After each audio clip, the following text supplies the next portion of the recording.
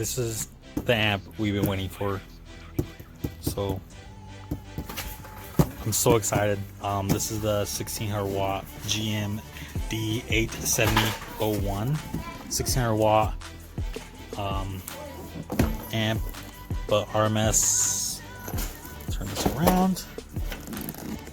There's all the stuff, you know, 4 ohms, 300 RMS, 2 ohms, 500 watts, RMS 800 watts, and then you can go to 1 ohm, which 1600 watts.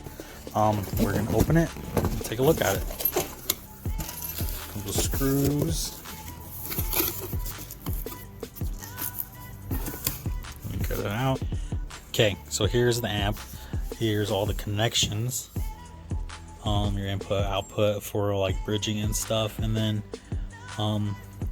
your gains and your frequency, so a low bass frequency, and then you got your power speaker wire, so you connect it.